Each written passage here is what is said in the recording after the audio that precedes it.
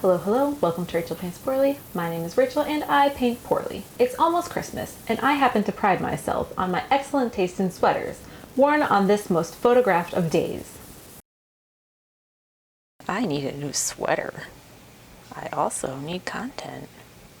I have an idea, an awfully good idea.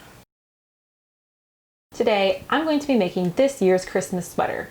I don't know how to knit or crochet, but I do know how to attach things to pre-made articles of clothing. So I am also what you could call a Mary Blair stan. If you're unfamiliar with Mary Blair, I made a video on her. You can watch that when you're done here, but long story short, she is the very talented artist behind Disney's 1950 Cinderella and It's a Small World, among other things. In the 1950s and 60s, she brought her distinctive style to children's books, advertisements, and Christmas cards. See where this is going? After careful deliberation, I selected this particular card to replicate on my sweater. I felt the deer would lend themselves particularly well as a standalone design element. They have a fairly straightforward design that only needs a few tweaks. A basic, easily replicable color palette, and to top it off, they're just plain adorable. Look at that, so cute. And so without further ado, let's get started, shall we? I wanted a neutral sweater to match the oatmeal-esque background, so I headed to the secondhand store and picked out a few possibilities. The fit needed to be comfortable but not too loose, and I don't like that style with the armholes super low set. It makes me feel like a flying squirrel. I found this one originally from Old Navy. The fabric is soft and breathable while still holding its shape. What I specifically wanted to avoid was stretchy material with a loose knit that would pull while I worked on it. The store actually had a medium and an extra small. The medium was full price, but the extra small was half off, and it fit better, so luck was clearly on my side. I already had some pink fabric to make the doe, who I'm going to call Lady from now on, so I just had to purchase red fabric to make the buck, who will be referred to as Red. I chose a cooler toned red to match my cool complexion. Then I picked out the appropriate embroidery floss to go with each deer, black for their hooves, noses, and Lady's eyes, and white for the decorative flowers and stems. I already had the light blue for Red's eyes. For Lady's dark pink coloration, I selected the wine fabric dye by Rit. To dye the fabric, I followed the directions on the box, plus an instructional video that I will link in the description down below. In order to dye only a section of the fabric, I attached it to a dowel rod and secured it with safety pins, then suspended it in the water. I forgot to wet the fabric first, so I had to do that while it was over the pot. This allowed a slight bleed of the color into the light pink. Once I was satisfied with the coloration, I removed both fabric and floss, rinsed them in the sink until the water ran clear, then sent them through the washing machine and dryer. To make Lady in Red, I drew them on tissue paper using a cropped and blown up image taken from the original card.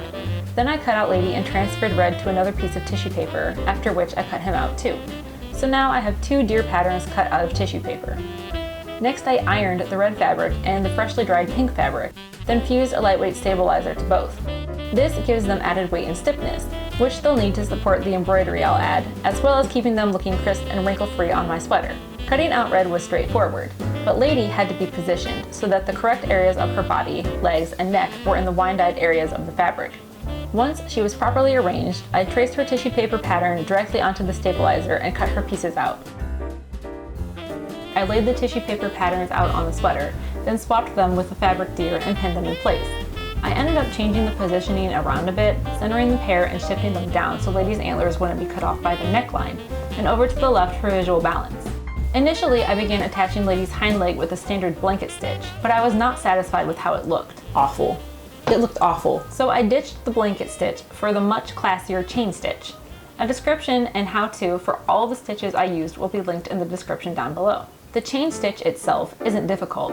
None of the embroidery work I'm doing in this video is, and it's certainly nothing compared to lace making or smocking, but it is time consuming. For neat, clean work, attention must be paid to the direction in which one is sewing, plus the position of the needle when pulling it through each loop. I worked from right to left and entered each loop from the top. There are some areas where I was working out what looked best, but hey, only God is perfect. The nice thing about this particular embroidery is that there's always the option for pulling the stitches out and reworking a particularly unsatisfactory area. Red's and Lady's eyes are filled using satin stitch, and Lady's spots are just little stars because I am both creative and talented. Now for the hooves, I made the bold decision to embroider directly onto the sweater, which wasn't too terrible, but I did have to take the stretching of the fabric into consideration and make sure the embroidery floss wasn't too tight or had too much slack. The same was true for the flowers and the vines. Out of everything, they took the most time to complete. Again, not because they were difficult to do, there were just a lot of flowers to create and I was making it up as I went along, and I had to redo parts. The flowers themselves are the fishbone stitch, and the vines are short stitches placed on the diagonal so they would stand out from the white fibers of the sweater. Both Red and Lady have antlers. These were freeform and took me a couple of tries to get them right. I had the general idea about how I wanted them to look, elongated and filled in, but without the tightness of the fishbone stitch flowers, and the basket weave-esque pattern did the job nicely. And there you have it, my Mary Blair inspired Christmas sweater.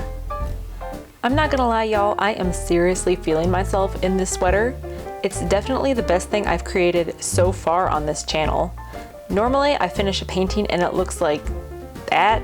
I'm so sorry, Emily, I love you. So to have something turn out the way I want it to and the way I envisioned it is a whole lot of special. This is going to be my last video for this year. Not to worry, I'll be back in January with some fresh new masterpieces just waiting to be mangled. I don't want to wax poetic for too long because there is a finite amount of time one can be expected to watch me attempt to model a sweater, but I do want to thank everyone who's been a part of my launching this channel a few months ago. Thank you for the views, for the likes, for the comments both on and off the platform, for the advice, for the recommendations, and an extra special thank you to my 14 subscribers.